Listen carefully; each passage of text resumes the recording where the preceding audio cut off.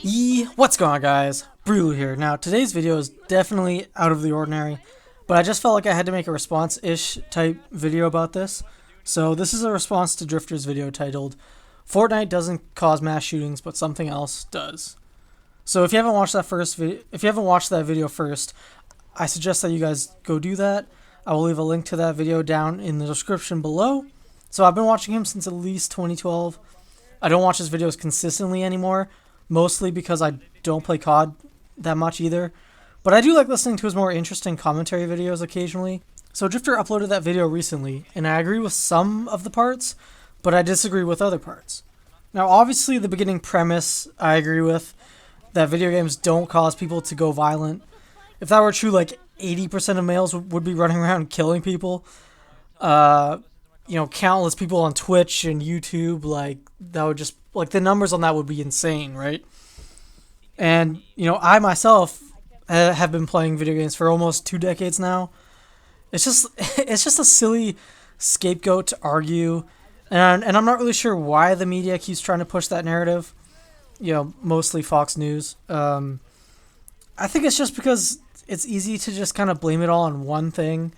It's as intellectually lazy as liberals saying we need more gun control and gun control, just doing that one thing will be the magic pill and solve, the entire issue of mass shootings and stuff like that.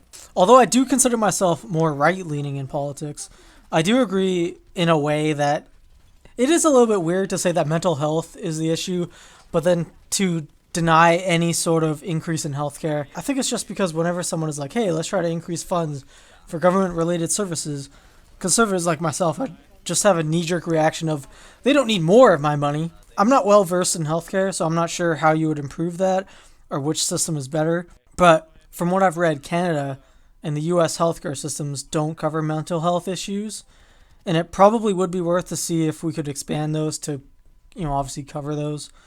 Although I can see why they aren't, because it is a lot easier to diagnose physical injuries and also to treat them than mental ones. And the last thing that I agree with on Drift0r is his final message, that if you see someone who's struggling mentally, to just hear them out.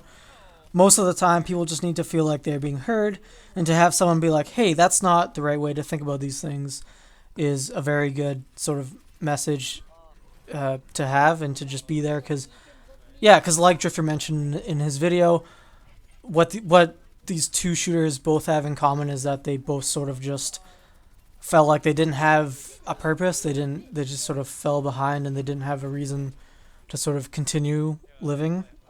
They just felt like they were kind of just dropped. But if you show up and you're like, hey, I'm here for you, and you're just like, listen to their problems or what they think, and then you're like, hey, this is not how you should think. Now, onto the parts I disagree with. He didn't outright blame guns and said the ease of access to guns is the reason for mass shootings. But then he also said that the amount of guns in America is also a reason. I don't agree with the premise that more guns in circulation equals more mass shootings. In fact, there are way more guns in circulation in the last 20 years, yet there's been a steady decrease of gun violence in the same amount of time. Also, some data on gun violence tend to conflate suicides and gang violence into overall gun violence. Suicide is a whole nother issue, but it's just easier to kill yourself with a gun. But that doesn't mean that having more guns will cause more suicides. For example, Japan, which has, gun bans, you can't buy them over there, has one of, if not the highest suicide rates in the world for a first world or developed country. The UK also has banned guns, but they have a knife problem now. Like, they have gone so far into the rabbit hole that they think knives are the problem now, and that they need to have knife control. I guess you need permits now to buy knives. Like, it's insane. And that doing that will stop criminals from doing criminal activities. It's not the instruments that we need to focus / worry about.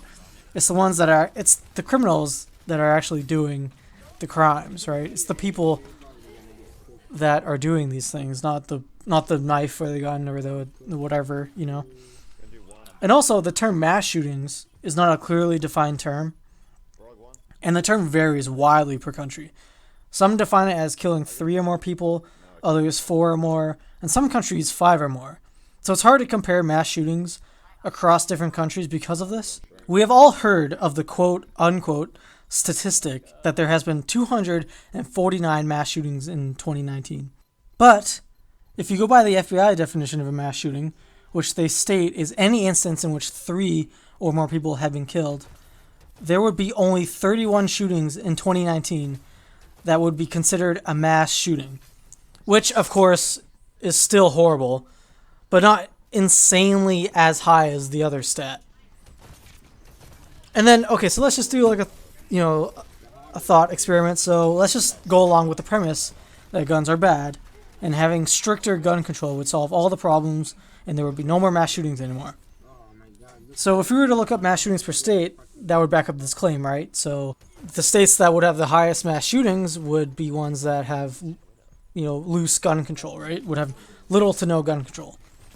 Well, the data shows that the state with the most mass shootings by almost twice as much as the second place state is California, which even Drift0r himself says that they have the most strictest gun laws in the country.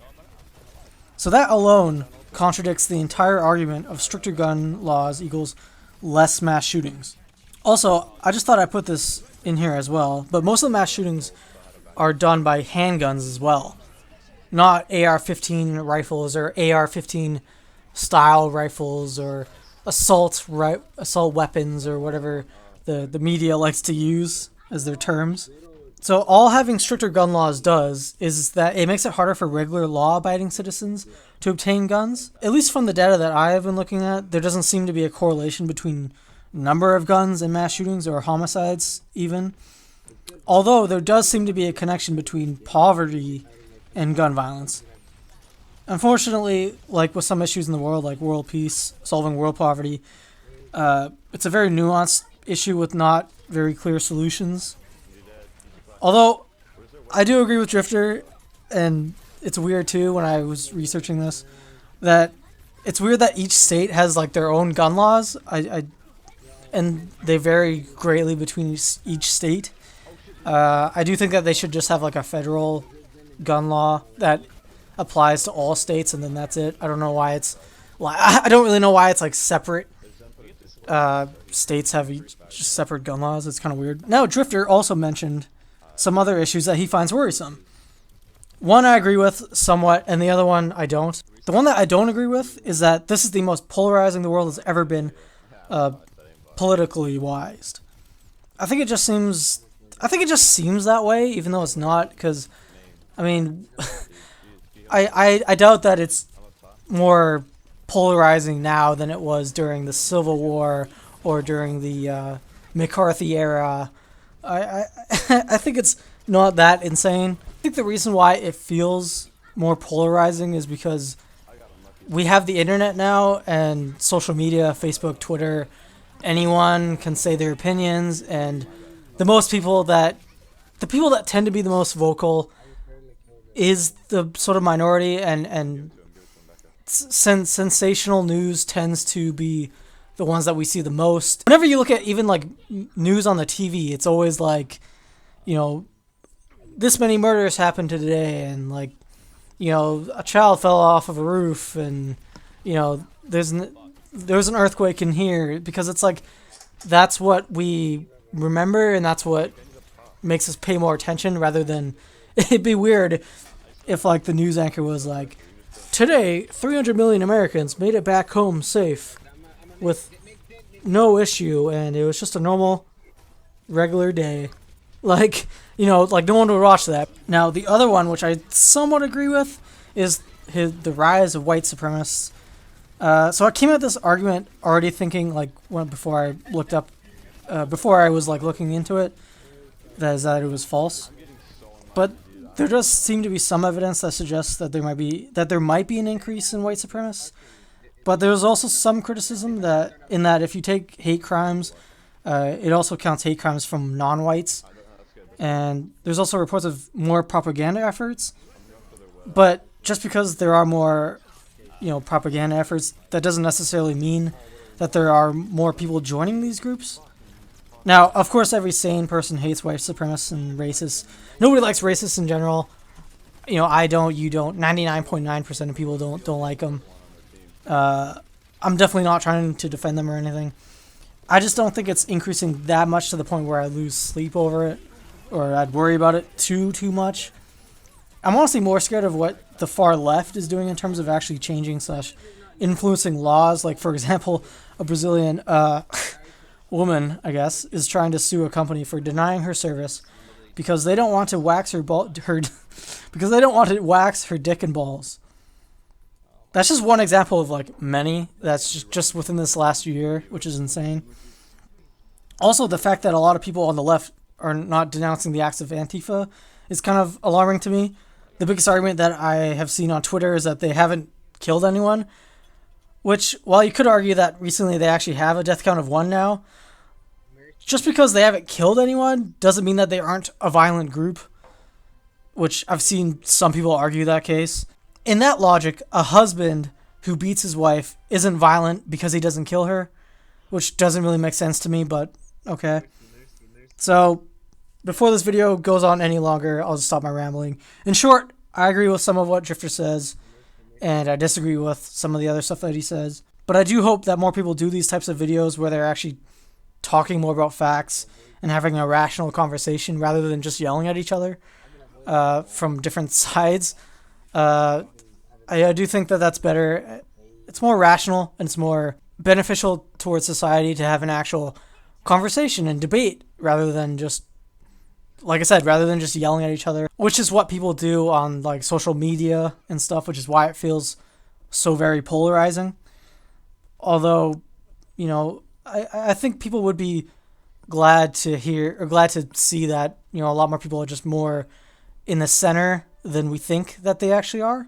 But yeah, I'll try to leave links to all these sites that I researched for this so you guys can take a look for yourselves if you want to. I hope this video was somewhat enjoyable. Leave a like. Tell me what you think in the comments down below.